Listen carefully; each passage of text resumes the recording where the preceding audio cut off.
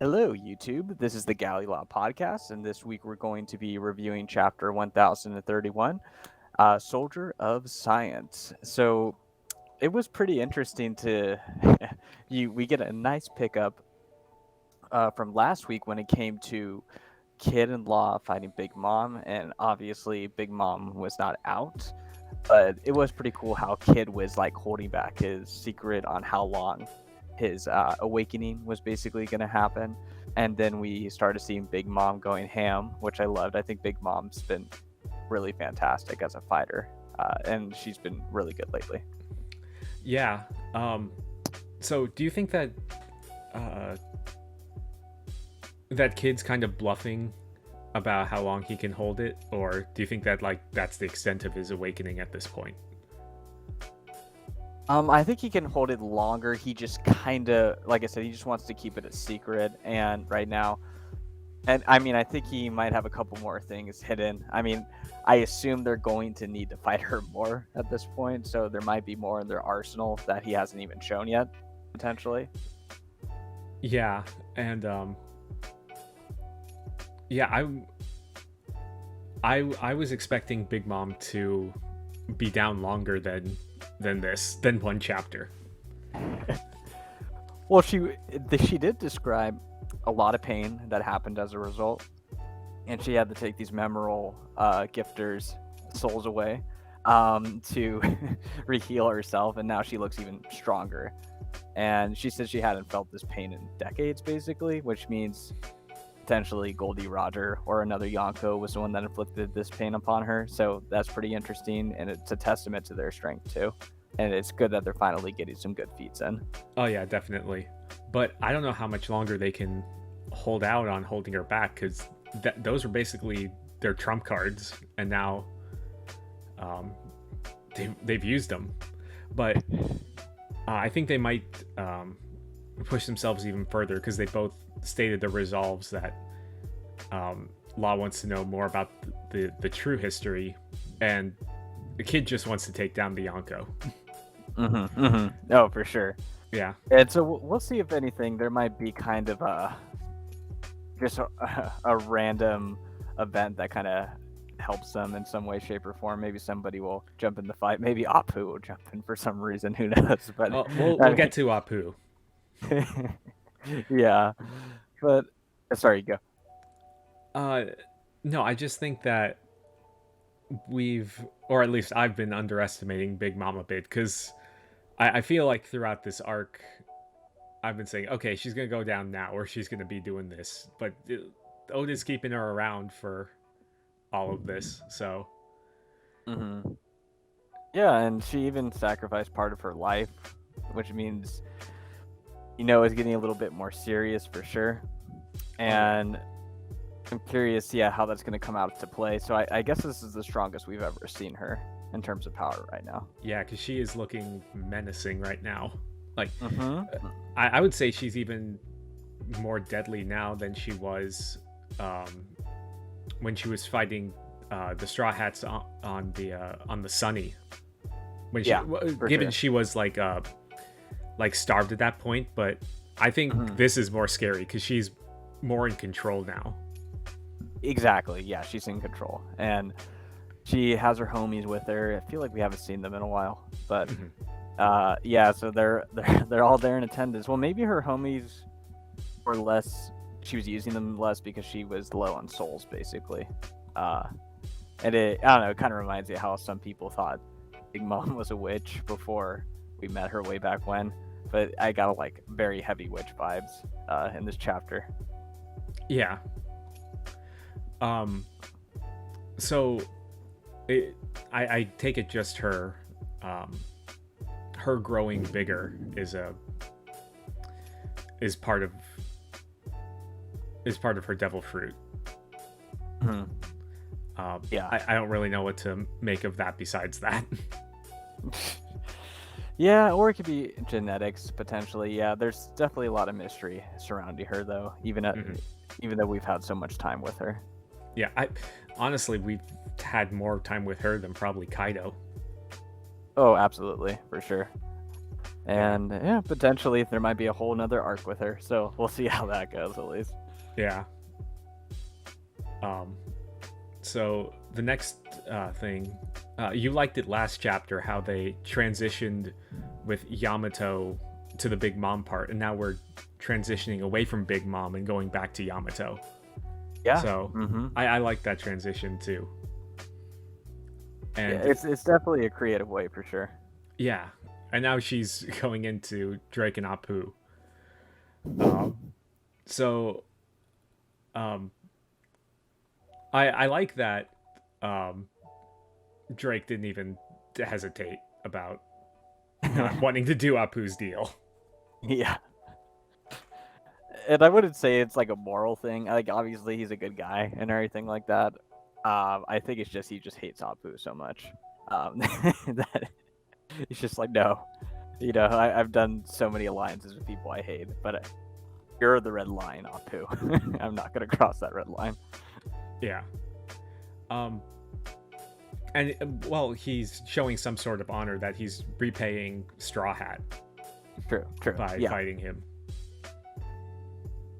Definitely, and it is weird, kind of like to see. Oh yeah, Yamato had a relationship with both of these two.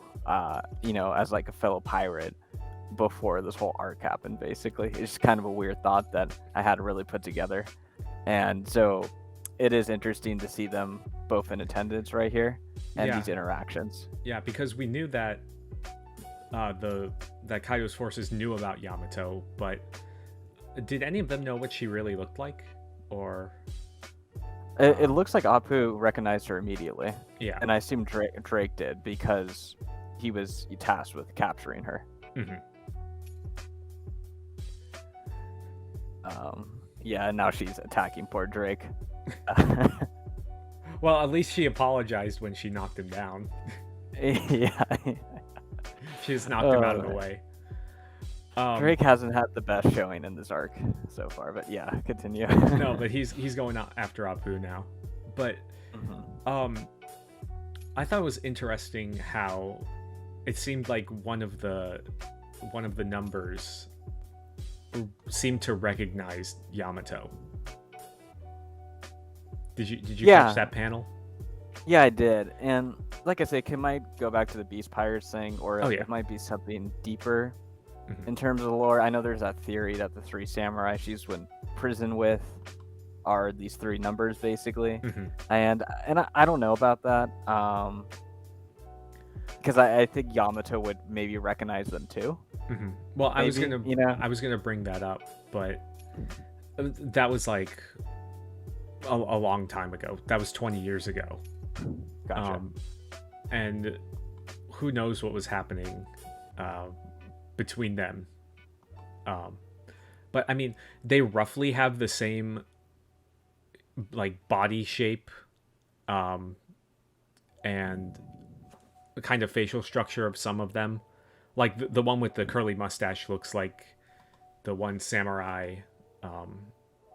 There was a samurai with a mustache. There was one that was shorter and had like a wider face, like one of them. And the one that seemed to recognize Yamato had the same.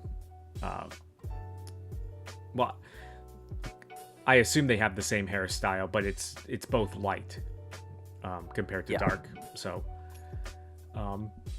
I didn't hear about that theory until today, but I think it's interesting. And yeah, I don't know where Oda would take it from there. Yeah, I just had a thought just now. Maybe Queen experimented on them to torture them, and they turned them into the numbers, maybe. Yeah, because we have no idea what the numbers really are. No. And I think if we get more about what they are, it would kind of make more sense about their ominous introduction. Because they were kind of hyped up, and they've kind of been doing nothing this whole raid. They've gotten taken out by Yamato and Drake and Luffy, and maybe and Frankie. Three are different. Yeah, exactly. So there's definitely the possibility that these three could be different, and it is interesting because we have the ending panel with Drake saying you're not getting away, and he's running out. Okay, and then the next panel we get CP0 walking through too. Yeah. So they're both moving right now. I'm not sure which floor Apu and Drake were on. I think they were on I think they're on the first floor because that's where Yamato was. Okay. And then CP0 is on the second floor. Yeah, so there's definitely a possibility that they run into each other. And another fantastic CP0 panel. I love how they're drawn. Oh yeah, I think in this chapter is definitely better than last week's. Oh my gosh, yeah. Yeah. But we commented last week about how CP0 was on the move then, and now I think this is like an 8 or 9 chapter out of 10 for sure. And yeah, and I think this might be my favorite page of it, with CP0 going after Robin and Brooke, just because it's so menacing, because they're completely fresh. They have like no damage or whatever, and everyone's kind of fighting on their last legs now. Yeah, but I don't think that Robin's going to be captured by them, and hopefully Brooke will get time to shine against this agent that's going after him. So where's the third one though? That's true. We don't know where that one is. Which is, yeah, unless he's like maybe the one that's going to be letting in everybody in terms of the Marines or the world government, whoever they may be. So that's kind of an interesting, yeah, that he's gone to on top of everything else. So it is cool. I like, there's a good little character moment, I think, with Brooke and Robin here. And I like how they're fleshing this out more too. Yeah, this is one of my most anticipated lines going through the raid with the CP0 people, because we don't really know much about them, and hopefully they'll be fleshed out more.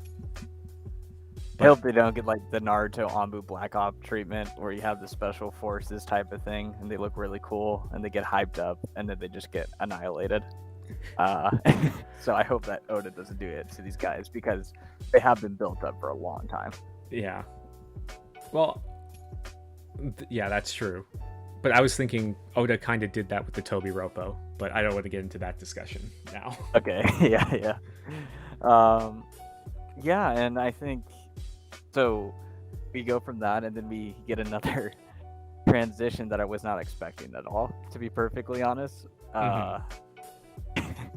And I'll let you go first on this because I have a lot to say. So I want you to go first. Yeah.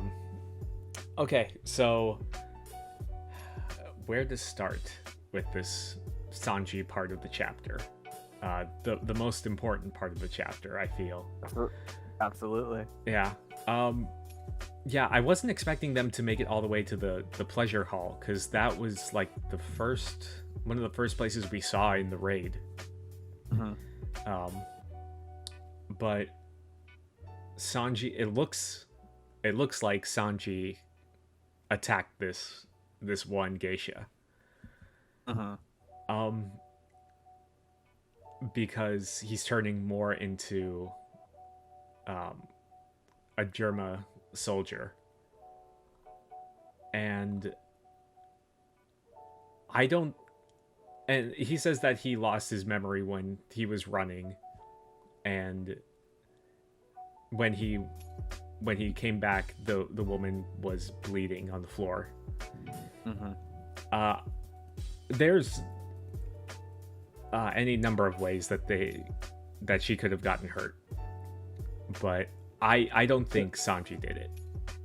So can I offer up? I've been thinking about this for most of today. Yeah. I think there's 3 possibilities here. One, it happened how it happened, basically.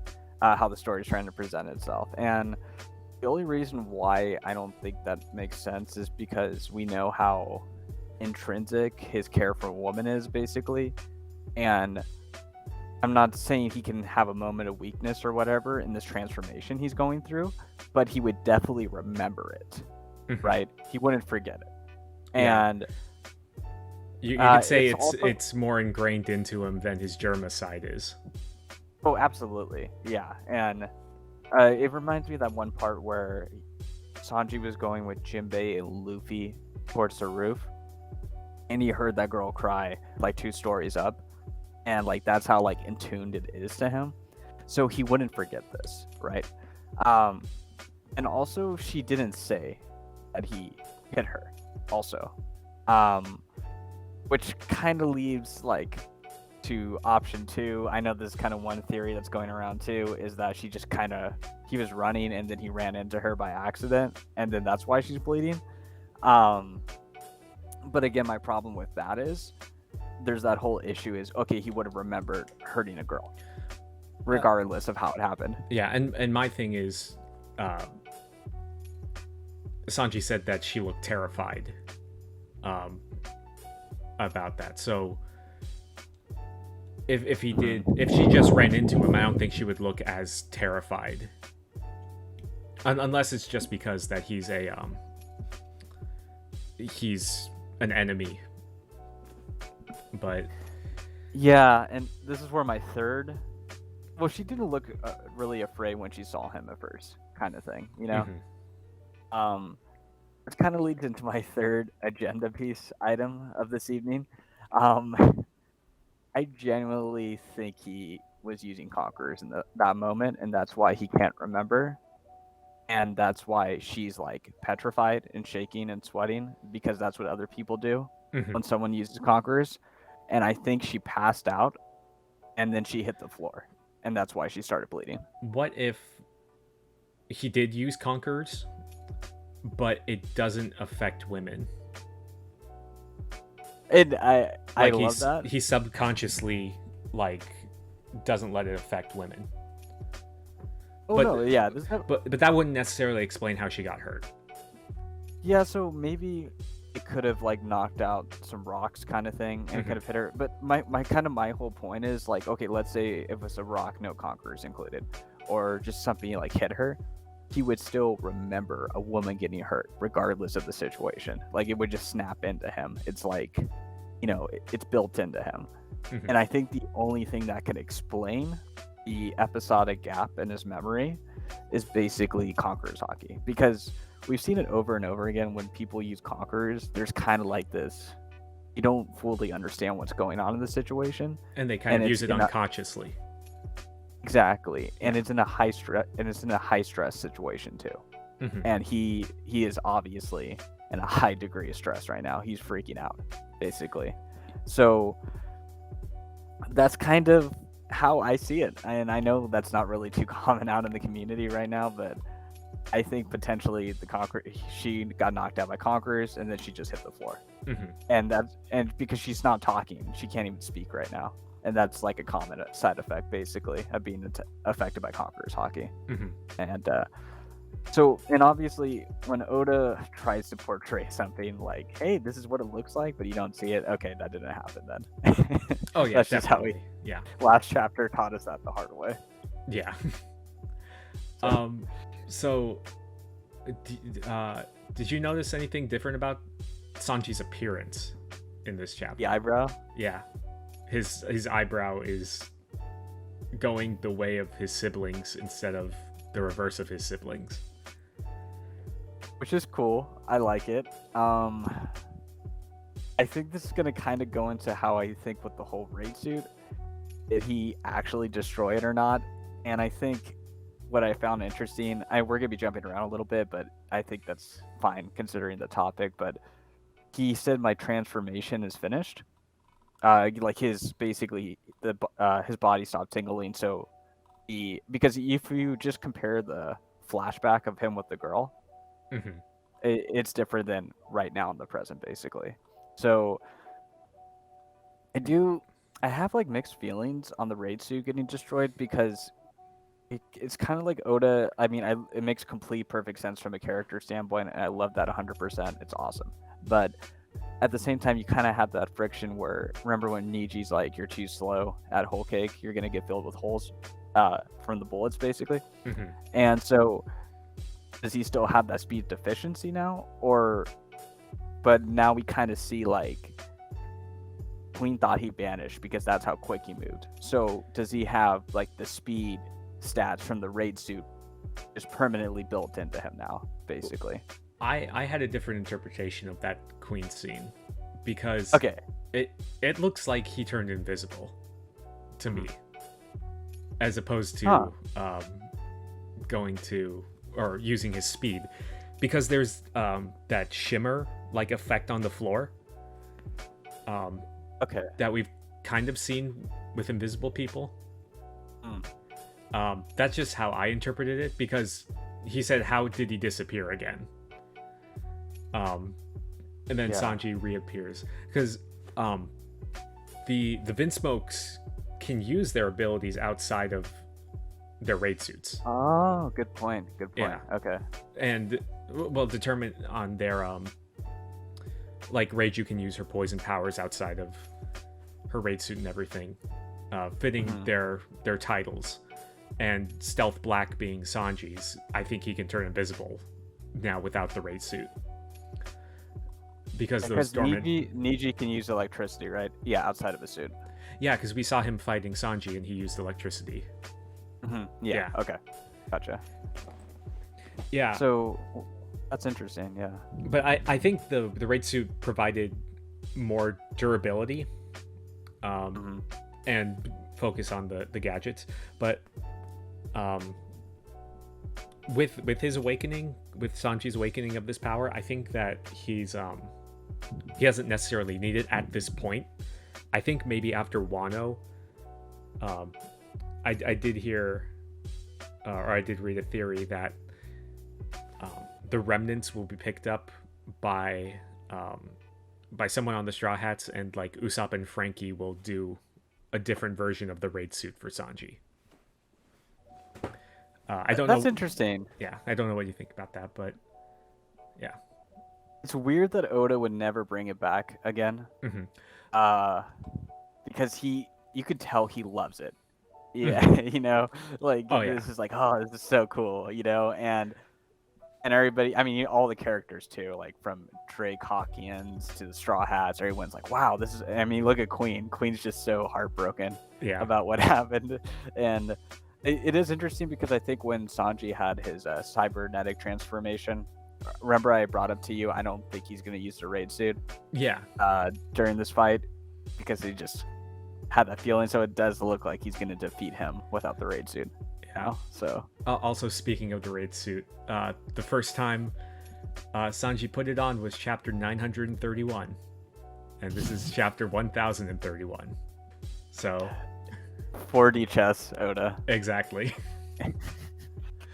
Maybe that's why last chapter was so bad. He put off this part so it would be 100 chapters later. It would explain the high Sanji concentration for this too, like just this particular part of the story, if you will. And I think he's going to probably unlock a new attack. I mean, maybe some type of Conqueror's Hockey attack later on, or the Lunarian attack, basically, or because he's already using Hell's Memories, which a lot of people assumed that was his strongest attack. Yeah, I mean, I think that's the strongest attack that he's shown post-time skip. Because he really hasn't had like a big one-on-one battle, besides all the way back in Fishman, probably.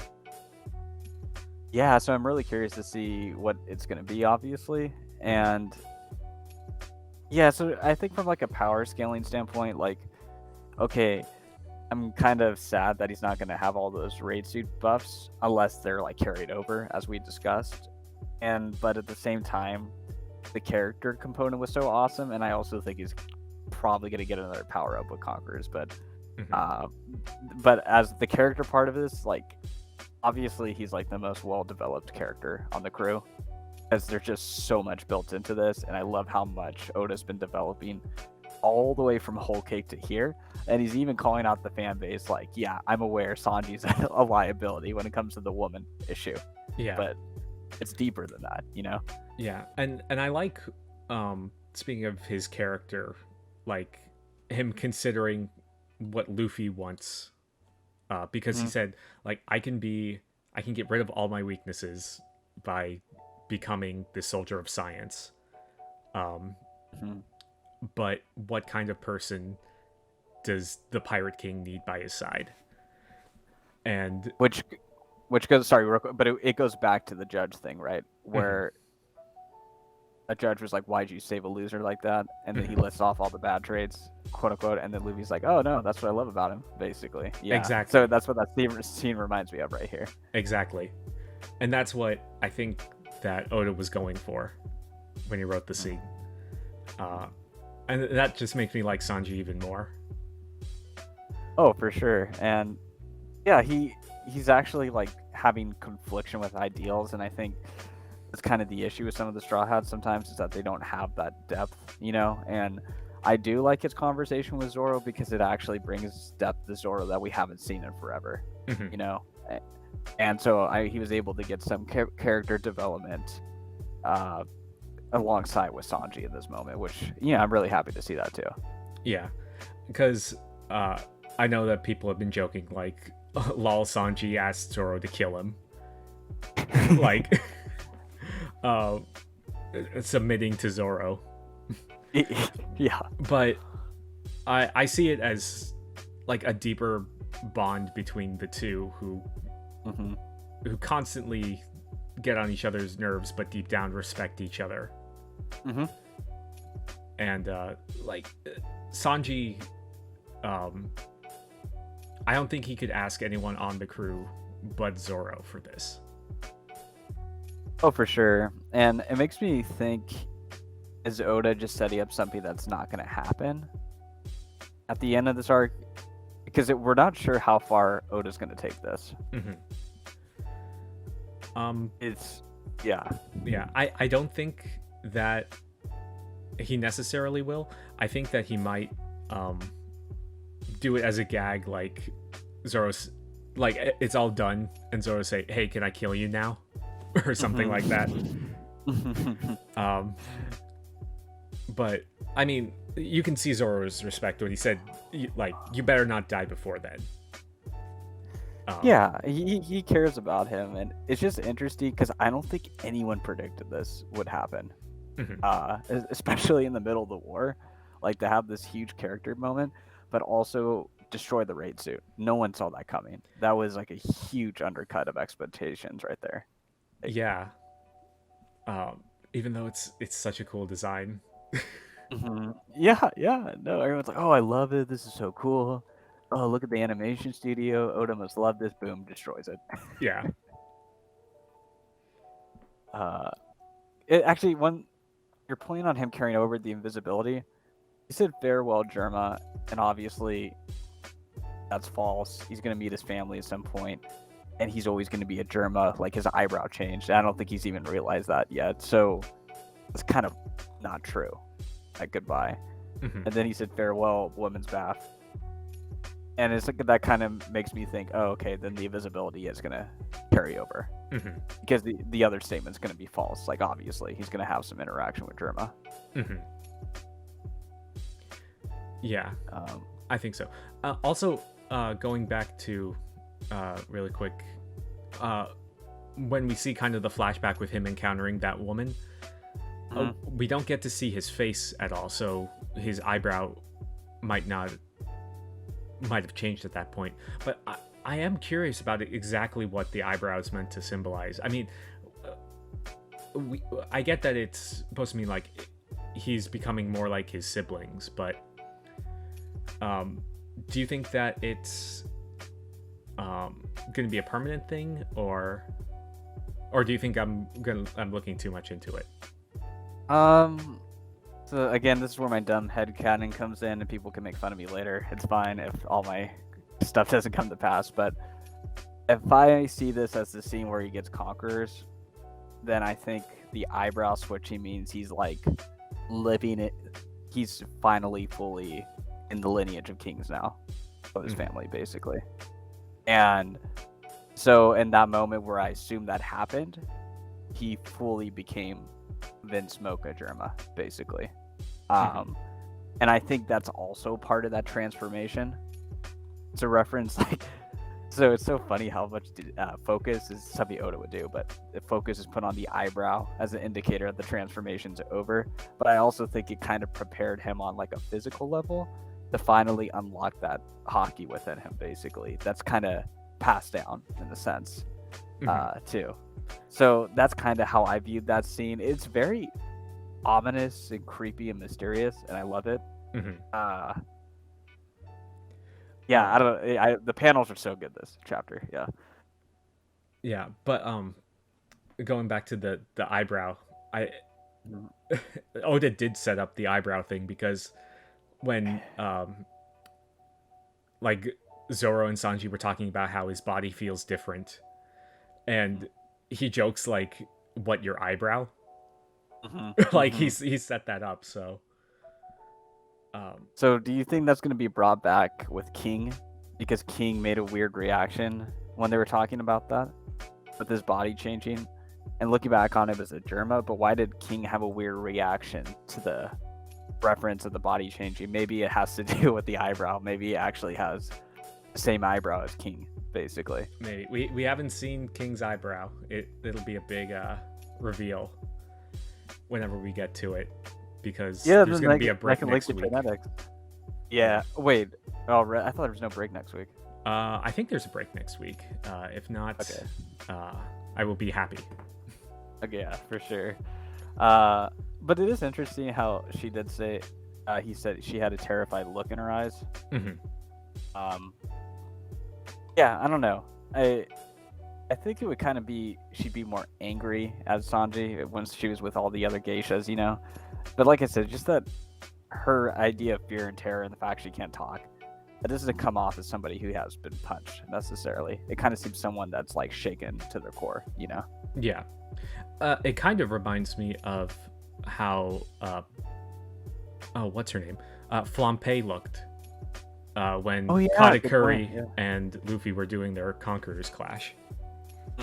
So, I don't. I think the Sanji Conqueror's theory is going to happen because of the Volume 100 cover, where every other character on that has Conqueror's Haki, and literally the title of the volume is Conqueror.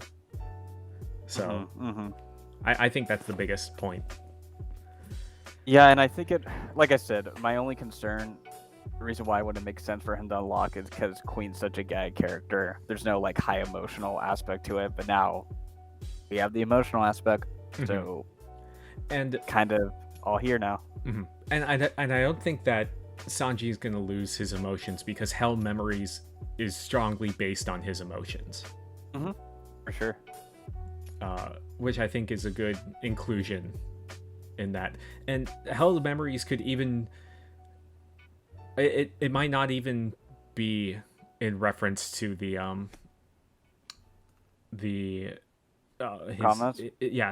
his training during that time, but it could go all the way back to his childhood. That could be. I think what's that's fueling exactly what it's referencing. Yeah, exactly. Yeah. Yeah, I think it's. Yeah, you're right on that point.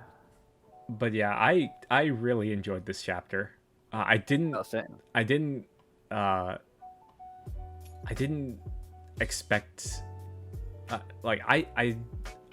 I'm surprised that Sanji's getting this much development. Yeah, that's great. Yeah, I feel like every week we've been talking about Sanji for a good part of our discussions. Yeah, when we started, it was our first video was on the cybernetic change and his genetics. And now we're all the way here. So and it doesn't look like it's over, because the fight's not even over yet. So, which is.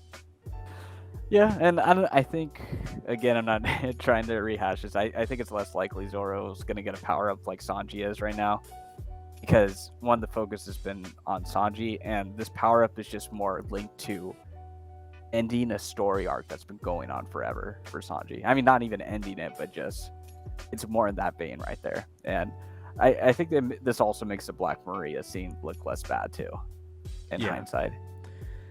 Yeah, I think that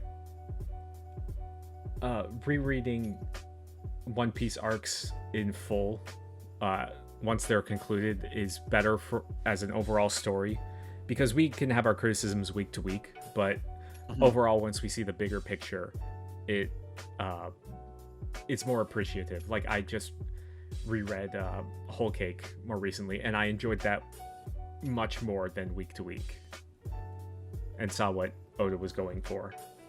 Gotcha. Yeah. Yeah, for sure. I completely agree, and I've kind of been doing the same thing with Wano right now, and yeah, same experience. So, yeah, it's been good. Yeah, so excellent chapter. Is there anything else you want to add? I don't think so. I'd give this an 8.7. I'm not a big numbers guy, but yeah, that's definitely where I'm at with this too. Yeah, I think this is one of the stronger chapters of the year, in a year filled with very strong chapters. Absolutely. And Oda, we want more Straw Hat interactions like this. We want more Straw Hat development. So please keep it coming. Thank you for no Kiku. So that made it +7 no matter what with this. So also, Beppo's getting the respect as Law's right-hand man on the cover page, along with the rest of the right hand. Oh, makes total sense. Yeah. He's on par with Silver's Rayleigh and Ben Beckman and Katakuri. Well, Beckman would be mid-diff by Beppo, so let's just be real about this. But thanks for listening, everybody. We hope you enjoyed the episode. Leave a like, subscribe if you can, and we'll see you next week, hopefully, if we're not on break. But everyone have a good one. Yep. Peace. Bye.